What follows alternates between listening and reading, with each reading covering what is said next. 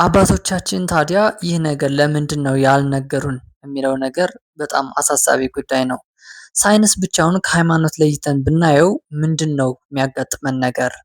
ሳይንስ ለሃይማኖት ምንድነው? ወይም ሃይማኖት ለሳይንስ ምንድነው እየሰጠው ያለው ግብአት? ለኔ በበኩሌ ወንጌል ተሰበከ ብዬ የማስበው ከዚህም የተሻለ እዚህ ጋር ወንጌል ተሰብኳል ብዬ አስባለሁ። አመንዝራዎች፣ ኃጢአተኞች፣ ሌቦች፣ ቀማኞች እነዚህን ሁሉ ቤተክርስቲያን ውስጥ ከፈለካቸው የተሳሳትክ ሰባኪ ነህ ማለት ነው። ወደ ጥልቁ መፈለግ ያለብን እንዴት ነው?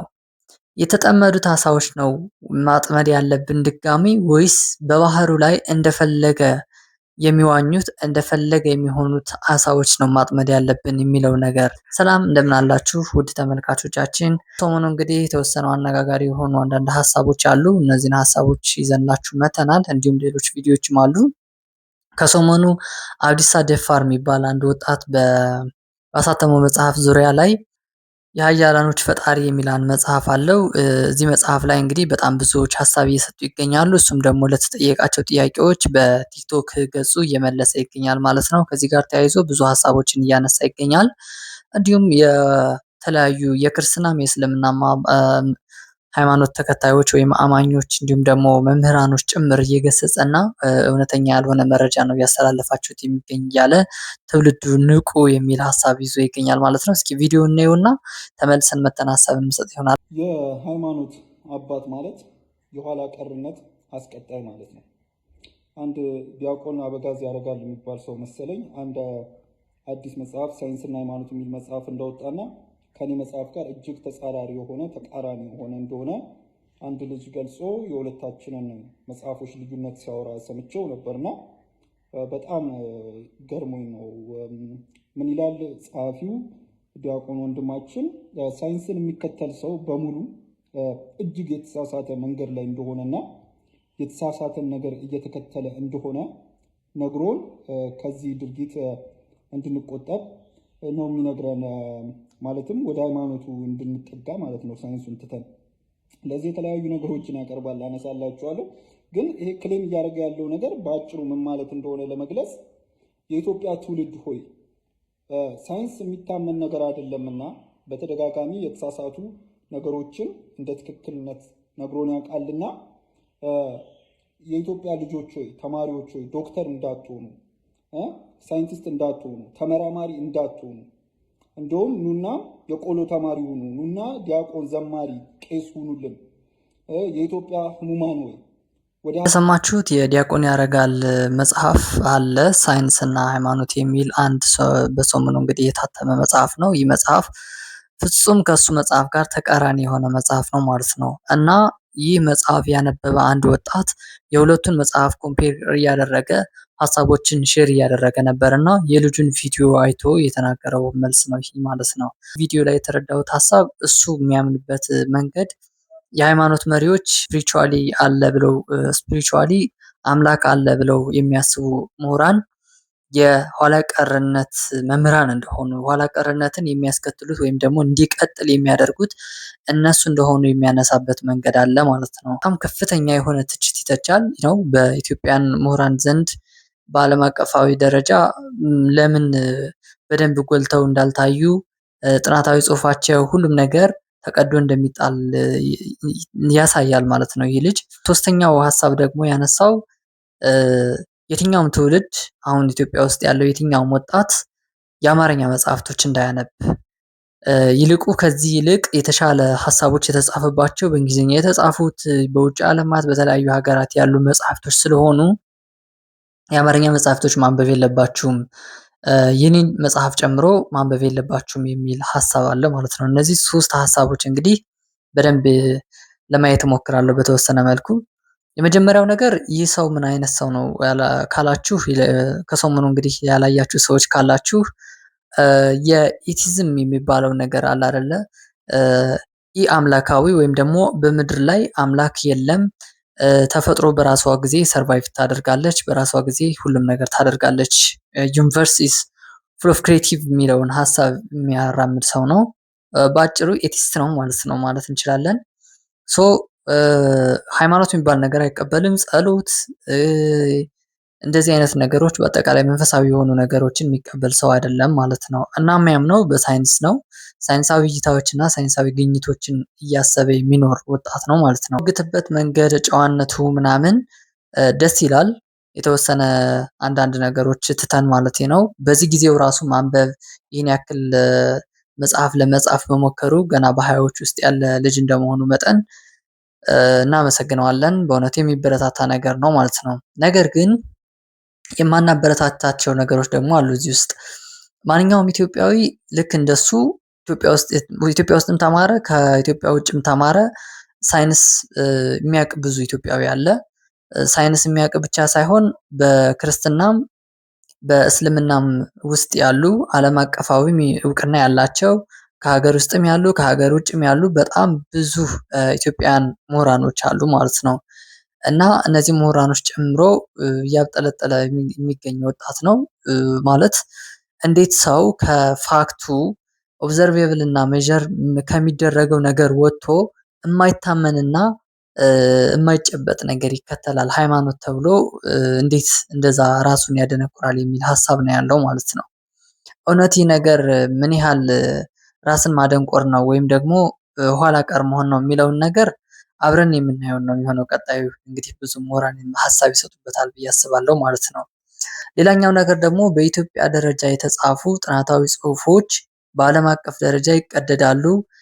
እንዲሁም መምህር ዶክተር ዘበነ ለማ፣ ዲያቆን ያረጋል አበጋዝ እንዲሁም በእስልምናው በተለያዩ አጋጣሚ ያሉ ምሁራኖችን የተቃወመበት መንገድ ደስ ማይል መንገድ ነው። እውነት ለመናገር እሱ ሳይንስ አጥንቶ ሳይንስን ተረድቶ እንደሚያወራው ሁሉ እነዚህ ምሁራን ሳይንስ ብቻ አይደለም ያጠኑት ሃይማኖትም ጭምር ሳይንስን ከሃይማኖት አስታርቀው የሚኖሩ ምሁራን እንደመሆናቸው መጠን የሚዲያ ዛቻ ወይም የሚዲያ ፉከራ ከሚሆን ከምሁራኑ ጋር በትክክል በእስልምና ውስጥ ያሉ በጣም የምናደንቃቸው የምንወዳቸው ምሁራን አሉ። እሱ ጋር ተገናኝቶ ቢያወራ ሀሳቡን ሼር አድርጎ እነሱ ጋር ሙግት ቢያደርግ ይልቁ ደግሞ ከሱ መጽሐፍ ተቃራኒ የጻፈውን ዲያቆን ያረጋል የተባለውን ግለሰብ አግኝቶ በደንብ ቢያወራበት የተሻለ ሀሳቦችን የተሻለ የሆኑ ነገሮችን ያገኛል ብዬ አስባለሁ ማለት ነው። ከዛ ውጭ ማንንም በማንም ሚዲያ ላይ ወጥቶ መናገርና መሳደቡ ጥቅም ስለሌለው፣ ሌላኛው ነገር ለወጣቶች ያስተላለፈው መልእክት በአማርኛ የተጻፈ ምንም ነገር አታንብቡ የሚለው ነገር በጣም ትውልድን የሚገድል ነገር ነው። በአማርኛ የተጻፈ ሁሉ ኋላ ቀር የሆነ ነገር ወይም ደግሞ የደንቆሮች መገለጫ ወይም ያልሰለጠኑ ሰዎች የጻፉት ጽሁፍ አይደለም። ሀገረኛ የተጻፉ መጽሐፍቶች በጣም ስነ ምግባር ላይ እንዲሁ ሃይማኖት እንዳንተ እንተወውና ስነ ምግባር ላይ፣ ጨዋነት ላይ፣ ኢትዮጵያዊነት ላይ፣ ሀበሻዊ ማንነት ላይ በደንብ ያጠናከሩ ጽሁፎች እንደመሆናቸው መጠን ትውልዱን ይይዙልናል ነው። ግብረ ሰዶም ከመሆን ባህሎች ከማግባት እንዳይገቡብን ወደ ሀገር ውስጥ የሚጠቅሙን ነገሮች ናቸው ማለት ነው። ኢቭን ቅዱስ ቁርአንና መጽሐፍ ቅዱስን ትተን ራሱ ሌሎች መጽሐፍቶች ብናነብ ማለት ነው። እና ወጣቶች መናገር የምፈልገው እዚህ ጋር ለወጣቶች ማስተላለፍ የምፈልገው ሁላችንም ወጣት እንደመሆናችን መጠን አንደኛ ነገር ይህ ልጅ አዲስ ሀሳብ አይደለም ያነሳው ማለት ነው። ከክርስቶስ ልደት ጀምሮ በጣም ብዙ ሳይንቲስቶች ከዛ በፊትም የነበሩ ሳይንቲስቶች አሉ ማለት ነው። ስለ ሃይማኖትና ስለ ሳይንስ ሲያጠኑ የነበሩ በጣም ብዙ በሀገራችንም በርካታ ምሁራኖች ጽፈውበታል በዚህ ጉዳይ ማለት ነው። እስካሁን በዚህ ልክ ጎልቶ ኢትዮጵያ ውስጥ የተናገረ በድፍረት መጽሐፍ የጻፈ ምናምን የሆነ ኤቲስት ስለሌለ ነው እንጂ ውስጥ ለውስጥ በጣም ብዙ ነገሮች አሉ። እና አዲስ የመጣ ሀሳብ ወይም ደግሞ አዲስ ግኝት መስሏችሁ ሞር ተገለጠልን አሁን ገባን እንደዚህ ሲያጨበረብሩን የነበሩ ተረት ተረት ነው ሲነግሩን የነበሩ ምናምን የሚል እሳቤ ያላችሁ ብዙ ወጣቶች ስላላችሁ ማለት ነው። እና በኋላ ሌላ ነገር ውስጥ ከመግባታችሁ በፊት ትንሽ እንድትነቁ ይገባል። ልክ የኦሾ መጽሐፍ ታስታውሱ ከሆነ በመጀመሪያዎቹ ትርጉሞች ተተርጉሞ ወደ ኢትዮጵያ ውስጥ የገባ ጊዜ በጣም ብዙዎች ተቀባብለውት ነበረ። በጣም ብዙዎችም እያነበቡ ልክ የኦሾ ካራክተርን እያሳዩ ፀጉራቸው እያሳደጉ ልብሳቸው እያቆሸሹ ምናምን እየሞከሩት እንደነበረ ሁሉ አሁን ላይ ደግሞ ዘመናዊ አመጣሽ የሚመስላችሁ ወጣቶች ስላላችሁ ይህ ልጅን መከተል ከጥቅሙ ይልቅ ጉዳቱ ነው የሚያመነዝነው።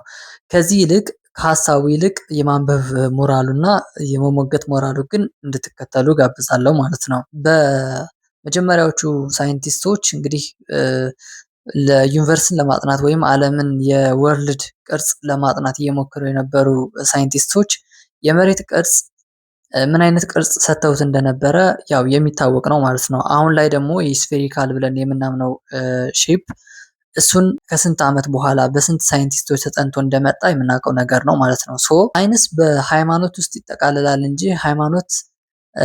ሃይማኖትን በሳይንስ ውስጥ ሆነህ ማየት አትችልም። ነው ምክንያቱም ሳይንስ የሰው ልጆች የአእምሮ ግኝት ነው። በጣም ረቂቅ የሆኑ ነገሮች ቢኖሩበትም ግን ከሰው አእምሮ በላይ የሚሆን ነገር አይደለም ማለት ነው።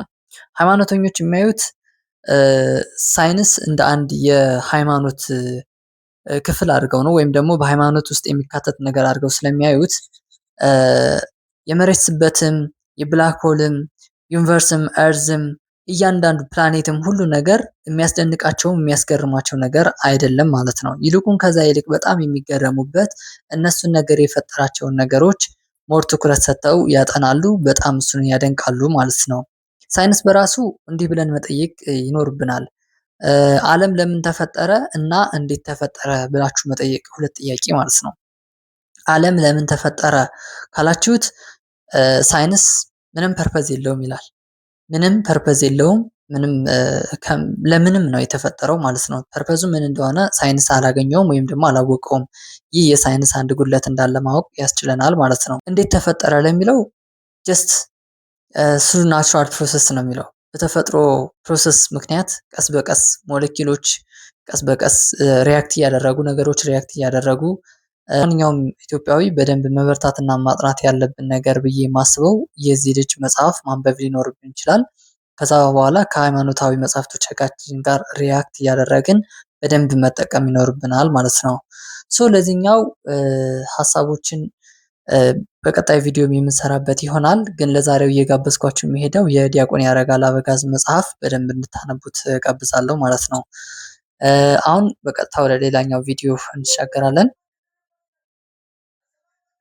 የሰው ልጅ ሁሉ እንዲድንበት ዘንድ ከሰማይ በታች የተሰጠ አንድ ስም አለ፣ እርሱም ኢየሱስ ክርስቶስ ነው። መጽሐፍ ቅዱስ ሲናገር የሰው ልጆች ሁሉ ኃጢአትን ሰርቷል፣ የእግዚአብሔር ክብርም ጎሎባቸዋል ይላል። ስለዚህ እኛ ሁላችንም ኃጢአት ሰርተናል፣ ልንጸድቅና ልንድን አንችልም። ወገኖቼ እንዲህ ተሰብስባችሁ ስታዩኝ እኔ ኖርማል ሰው ነኝ።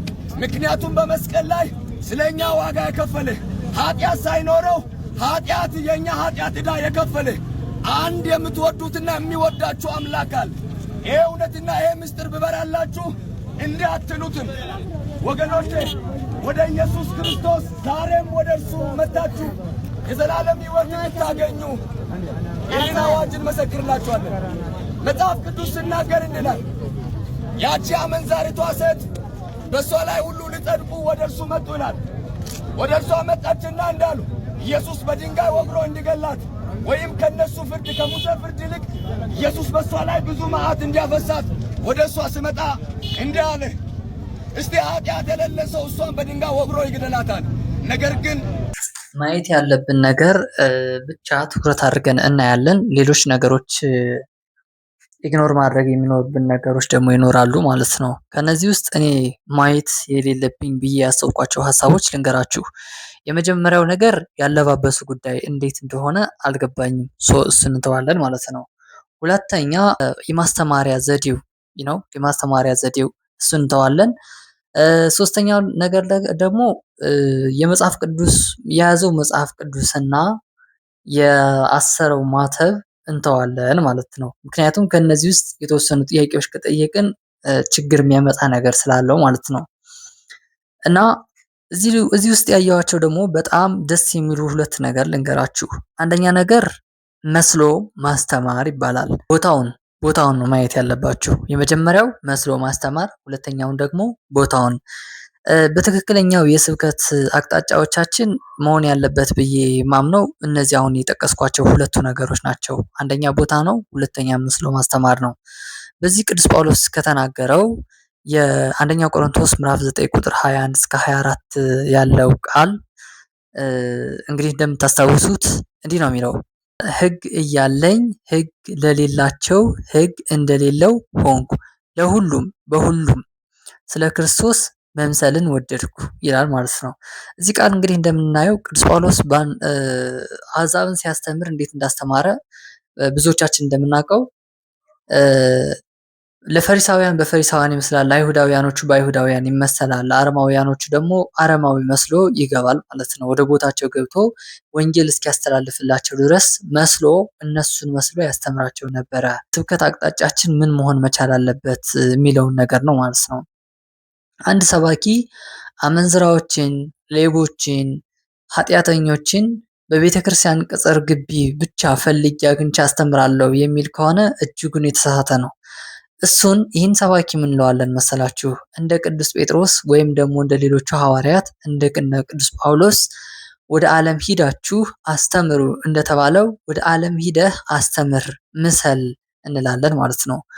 ለክብራቸውና ለቦታቸው ወይም ደግሞ ለማንነታቸው የሚጠነቀቁ ሰባኪያን በዚህ ምድር ላይ ከበዙ በትክክለኛው መንገድ መናገር የሚችለው ቤተክርስቲያን ውስጥ የሚመጡ ምዕመናን ክርስቶስን ያወቁት ኢየሱስን የተረዱት ቤተክርስቲያኑን ያወቋት ምዕመናን ያስተምሩ ይሆናል እንጂ ወይም በዛ ማይክ ይዘው ይጮሁ ይሆናል እንጂ በትክክለኛው መንገድ አመንዝራዎች፣ ኃጢአተኞች፣ ቀመኞች እና ሌቦች በዛ ስለማይገኙ ማስተማር አይችሉም ማለት ነው። አንድ ሰባኪ ታርጌት ተደርጎ ማስተማር ካለባቸው ቦታዎች ቦታውን መለየት ነው። ኑና ሆቴል ቤት እንሄድ፣ ኑና አመንዝራዎች የሚገኙበት ቦታ እንሄድ፣ ኑና አደባባዮች ላይ የሚሰርቁ ኃጢአተኞች ያሉበት ቦታ ጋር ሄደን እናስተምር ነው መባል ያለበት ማለት ነው። እንደ ኢትዮጵያ ኦርቶዶክስ ተዋሕዶ ቤተክርስቲያን የስብከት አቅጣጫዎቻችን በሙሉ መቀየር ይኖርብናል። አሁንም መቀየር ይኖርበታል ማለት ነው። እዚህ ጋር ማይክ ይዘን ስላስጮህን 10 ሰባኪ እየቀያየርን ስለማሩልን ወይም ደግሞ 2 ሰዓት 3 ሰዓት ማይክ ካሜራ ተክለን ስላስተማርን የምንቀይረው ህዝብ አይኖርም ማለት ነው። እነ ቅዱስ ጴጥሮስ በአንድ ስብከት 5000 ህዝብ ማጥመቅ የቻሉት ማሳመን የቻሉት ወደ ዓለም ትክክለኛ ወደ ጥልቁ ሂደው በማስተማር ነው ማለት ነው።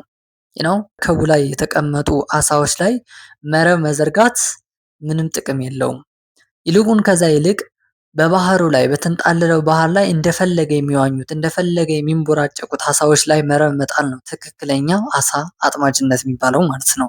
ቅዱስ ጳውሎስም ቅዱስ ጴጥሮስን ያስተማሩት በእንደዚህ አይነት መንገድ ስለነበረ ነው በጣም ብዙዎችን ማስተማር የቻሉት።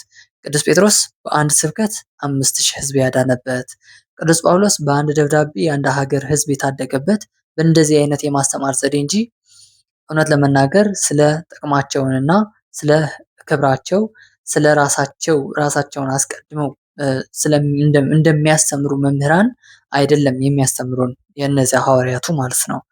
ትክክለኛ የስብከት አቅጣጫችን ወደ ጥልቁ ቢሆን። ይህ ልጅ እንግዲህ እንደማየው ከጀርባው በጣም ብዙ ወጣቶች ተከትለው እየሰሙት ይገኛሉ። አዲስ እንደመሆኑ መጠን ብዙ ተሰብኮ ያላደገ ወጣት ነው እንግዲህ ከጀርባ የሚታየኝ ማለት ነው። የቆመበት ቦታ ደግሞ ሰፈር መሃል ነው። ከጀርባ ቤቶች ስለሚታዩ ቆርቆሮ በቆርቆሮ የተሰሩ አሉ፣ እንዲሁም ደግሞ ሌሎች ቤቶችም አይኗሉት ማለት ነው። ይህ ወጣት ማስተላለፍ የፈለገው ሀሳብ የት ማስተላለፍ እንዳለበት እና ምን መስሎ ማስተላለፍ እንዳለበት በደንብ እዚህ ያወቀ ልጅ ነው ማለት ነው። አብዛኞቻችን ሰባኪዎች፣ አብዛኞቻችን መምህራን ሰው ተጠርቶ መጥቶ ወደ አውደ ምሕረቱ ተጋብዘን ነው የምናስተምረው። ምን ያህሎቻችን ነው በዚህ ልክ እንደዚህ ዋጋ ከፍለን በዚህ ልክ ወርደን በየሽሻ ቤቱ ያሉ ወጣቶችን ለማዳን ጴጥሮስ ሆይ ብትወደኝስ በጎች ጠብቅ ተብሎ የተነገረው ቃል ለመፈጸም የግዴታ ልክ እንደ ቅዱስ ጴጥሮስ ልክ እንደ ቅዱስ ጳውሎስ መገኘት የሌለብን ቦታ ሁሉ እየተገኘን ማስተማር ይኖርብናል ማለት ነው። ያ ቦታ መጥኖን አይደለም፣ ያ ቦታ ለኛ የሚገባ ሆኖ አይደለም፣ ካለን ክብር፣ ካለን እውቀት፣ ካለን ስብዕና አንጻር ማለት ነው። ነገር ግን ቅዱስ ጳውሎስ እንደተናገረው መምሰልን መምረጥ ይኖርብናል ማለት ነው።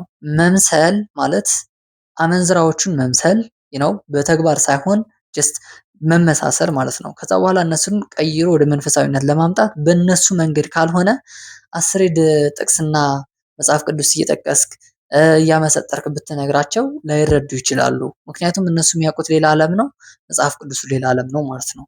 ለማስተማር ቀለል ባለ መንገድ ነው እነሱን መምሰል መቻል ሊኖርብን ይችላል ማለት ነው። ለዛሬ እንግዲህ ሰብሰብ አድርገን ይዘንላችሁ የነበሩን ሀሳቦች እነዚህን ይመስላሉ። በቀጣይ ቪዲዮዎች እስክንገናኝ ድረስ ሰላም ያቆየን፣ ቸር ያቆየን። ቻው፣ ሰላም ቆዩ።